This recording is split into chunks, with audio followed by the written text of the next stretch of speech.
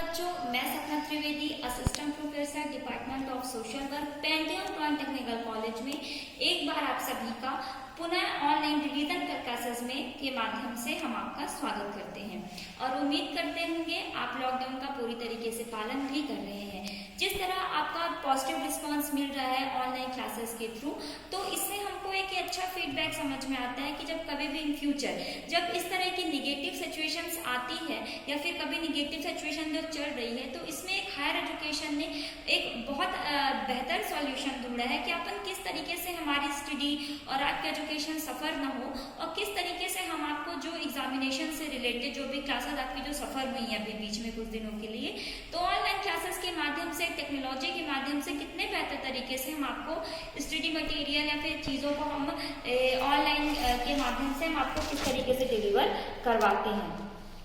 जो कि आपका रिस्पांस पॉजिटिव मिल रहा है तो अच्छा लगता है जानकर कि आपको हम जो भी चीज़ें बताते हैं आप उसको अच्छी तरीके से सुनते हो, अपना फीडबैक आप पॉजिटिव देते हो, अपने व्यूज़ को आप यूट्यूब चैनल के माध्यम से सुनते हो। तो सभी को ही आप सब्सक्राइब करिए, बेल आइकॉन पर प्रेस किया करिए और जो भी आपको डाउट्स है आप निसंकोच पूछ सकते हैं। आज यहाँ पे हम आपके सब्जेक्ट की बात कर रहे हैं MSW सेकेंड सेम की, और आपके सब्जेक्ट है आपका काउंसलिंग। चूंकि काउंसलिंग में हम हमेशा एक बात करते हैं जो कि अपन किस तरीके से चीज़ों को लेकर समझते हैं, जानते हैं और सूझबूझ से किस तरीके से बेहतर काम करते हैं। आज यहाँ पे बात हो रही है आपके टॉपिक की P4, जो कि P4 जो आपका प्रोसेस है बहुत ही इंपॉर्टेंट टॉपिक है काउंसलिंग में, और इसको एक निदानात्मक प्रक्रिया भी कहा गया है। निदानात्मक होता है चीज़ों को किस तरीके से निदान करना। जिस प्रकार एक डॉक्टर होता है अपने पेशेंट को सबसे पहले वो मिलता है, अपॉइंटमेंट लेता है, उसको सिम्टम्स लोगों से मिलता है, अपॉइंटमेंट लेता है, उसके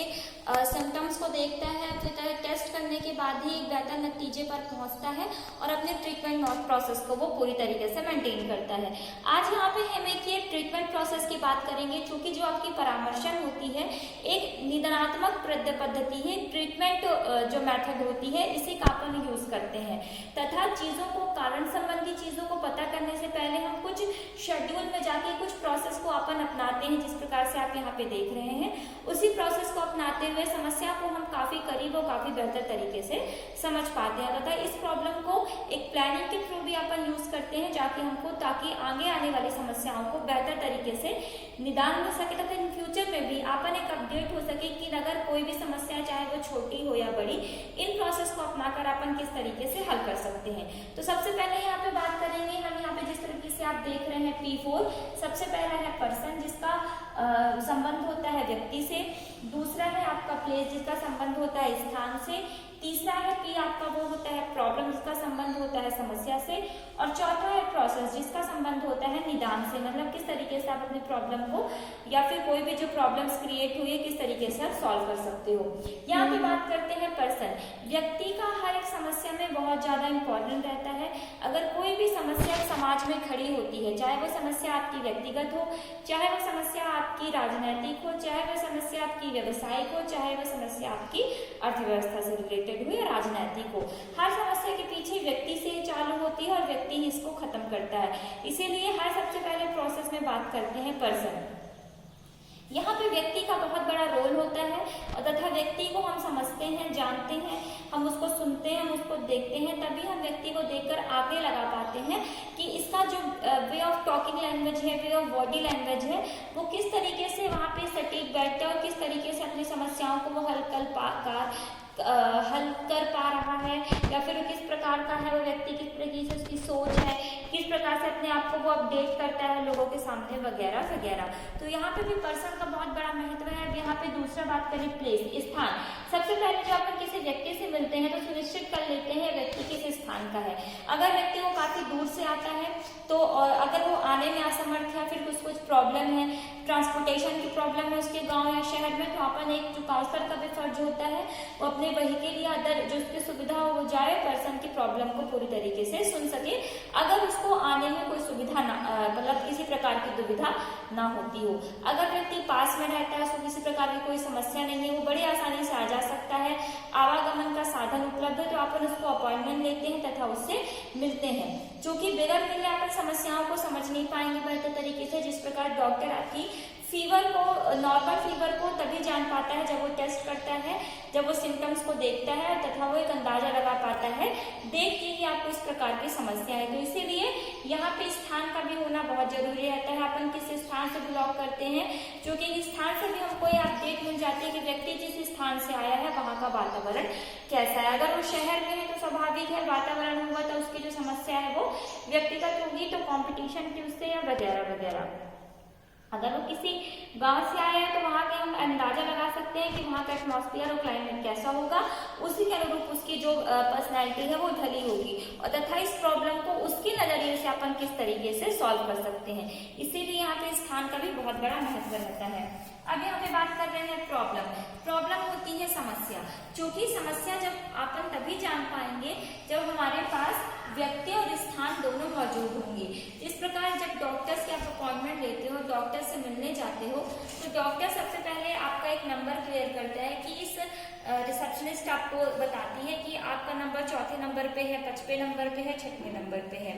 तो जो क्लाइंट होता है वो डॉक्टर के पास जाता है अपॉइंटमेंट फिक्स करने के थ्रू और सबसे पहले वो डॉक्टर से मिलता है तथा अपनी समस्याओं को बेहतर तरीके से बताता है, सिम्टम्स बताता है कि फीवर कब से आ रहा है, समस्या उत्पन्न कब से है, कितने दिनों से है तथा उसको किस प्रकार का जो सिम्टम्स है उसके बॉडी में देखने को मिलता है। वो क्रोध कर रहा है, उसका मन नहीं लग रहा है, उसको भूख भी नहीं लग रही है, कहीं ना कहीं अगर इस तरह की प्रॉब्लम आती है तो इसका खान पीन और हमारे मस्तिष्क में इसका एक मेडिकल साइंस के थ्रू या इफेक्ट सोशियोलॉजिकल इफेक्ट है कि हमारा इसका जो भी प्रॉब्लम है उसका सीधा संबंध हमारे माइंड से होता है और इसी संबंध में होने की वजह से हमको कई सारी प्रॉब्लम और समस्याओं से जूझना पड़ता है। तो इसीलिए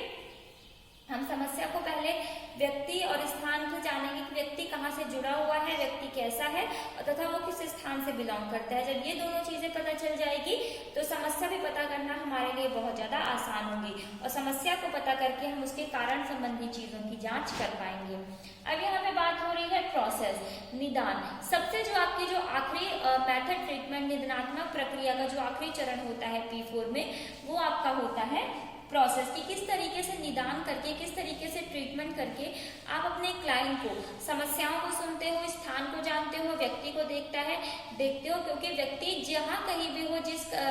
सोसाइटी और जिस कमिटी से वो रिलेटेड हो, आपको उस व्यक्ति को या फिर उस पर्सन को उसी से मतलब अडॉप्ट करना पड़ता है तथा उसको आप किसी प्रकार का ये नहीं कह सकते हो कि आप क्यों हो, आपके कपड़े, बोलचाल की भाषा, उसकी पर्सनैलिटी की भाषा, उसकी बात करने की भाषा को आपको उसका लेना देना नहीं रहता है। सबसे पहले आप व्यक्ति को समझते हो, व्यक्ति कहाँ से आया है, उसका जो उसका फीडबैक कैसा है, उसका व्यवहार कैसा है, उसके आसपास के लोगों से मिलते हो, किस सोसाइटी से बिलोंग करता है, किस पर्यावरण पे रहता है और वहाँ का वातावरण कैसा है। जब इन्हीं सारी चीजों को आप जान पाते हो तभी एक निदानात्मक प्रक्रिया पर पहुंच पाते हो। निदान में किस प्रकार डॉक्टर है, सबसे पहले वो देखता है, एक एग्जाम्पल के थ्रू बता रही हूँ। जब एक डॉक्टर होता है, आप उसके पास गए, आपने बताया उसको फीवर है, तो डॉक्टर आपसे कुछ चीजें पूछता है कि आप कहाँ पे हो और आपको फीवर कितने दिनों से आ रहा है। तो आप उसको बताते हो कि ये फीवर 1 हफ्तों से आ रहा है, हमको कमजोरी लग रही है तथा हम नॉर्मल टैबलेट्स इसको लेते थे तो उसका असर होता था तथा फिर से बार बार हमको आ रहा है। ठीक है, डॉक्टर अपने सिम्टम्स को चेक करता है, सर कोई टंग को चेक करेगा, आइज को देखेगा, आपकी हार्ट बीट को चेक करेगा, नर्व्स को चेक करेगा। देन अगर उसको किसी प्रकार का कोई डाउट होगा, अगर उसको लग रहा है नॉर्मल वायरल फीवर है, तो वो 1-2 दिन की टैबलेट्स देके प्रिकॉशंस देके आपको बोलेगा कि आप उसको देखो, अगर नहीं ठीक होता है 3-4 दिन बाद आप आओ। और अगर उसको समझ में आता है सिम्टम्स को देखते हुए कि थोड़ा सा फीवर से थोड़ा सा दूसरे प्रकार का फीवर है, तो वो देखेगा, आपको बताएगा 2 दिन की दवाई देके और आपको सबसे पहले बोलेगा आप पहले यहाँ पे मेडिकल टेस्ट करवाओ। मेडिकल टेस्ट की रिपोर्ट आने के बाद ही वो क्या करेगा, एक निदान चीजों पर पहुंचेगा, ट्रीटमेंट पर पहुंचेगा कि किस तरीके से हम उसका ट्रीटमेंट कर पाएंगे। फिर रिपोर्ट आने के बाद समझ में आता है उसको मलेरिया है, टाइफाइड है, जॉन्डिस है वगैरह वगैरह। तो एक ये प्रोसेस भी होती है जहाँ पे हमको पता चलता है कि किस प्रकार से हम टेस्ट के थ्रू अपन बता पाते हैं, लोगों से मिलकर ही समझ पाते हैं। तो समझने के बाद ही किस तरीके से उस पर्सन से बिहेव करना है और उसी के लैंग्वेज में किस तरीके से बात करना है, किस तरीके से संबंध को स्थापित करना है, इसी के निदान के साथ हम इस प्रक्रिया को कर पाते हैं। तो बच्चों यहाँ पे जो P4 है, उम्मीद है आपको मैंने पहले भी बता दिया था और आपके रिवीजन में आपको P4 पूरी तरीके से समझ आया होगा तथा एक काउंसलिंग में इसका क्या महत्व होता है, जो कि ये बेस पॉइंट है और इसी के थ्रू ही जितने भी काउंसलिंग की जो प्रोसेस होती है वो आगे मॉड्यूल्ड होती है। तो इसलिए उम्मीद है आप P4 को बेहतर तरीके से समझ पाए होंगे और इसी प्रोसेस को अडॉप्ट करते हुए आप आगे की टेक्निक्स को बेहतर तरीके से समझ पाएंगे, क्योंकि परामर्शन में जो हमारा संबंध होता है स्थापित के साथ साथ हम कारण को भी पता करते हैं कि जब तक हम किसी कारण को पता नहीं कर पाएंगे अपने हम बेहतर तरीके से उन चीजों को निदान नहीं कर पाएंगे। तो उम्मीद है आज आपको ये लेक्चर पसंद आया होगा। अगर कोई भी प्रॉब्लम होती है P4 में तो आप जो निर्धारित समय ऑनलाइन क्लासेस में 3 से 5 के बीच में आप पूछ सकते हैं। आपका रिस्पांस मिल रहा है, लॉकडाउन पे रहिए। और तथा मैं कह रही हूँ जिस प्रकार जो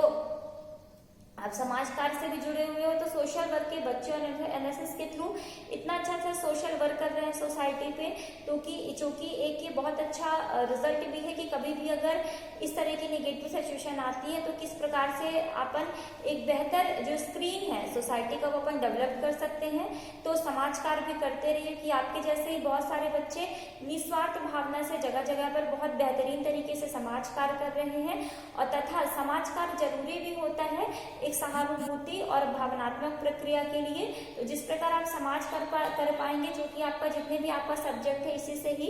रिलेटेड है, आप बेहतर तरीके से अपने सब्जेक्ट को और करीब से जान पाएंगे। तो उम्मीद है आप स्वस्थ रहिए, घर पर रहिए और लॉकडाउन का पूरी तरीके से पालन करिए। अगली कक्षाओं में हम आपसे फिर मिलेंगे, तब तक के लिए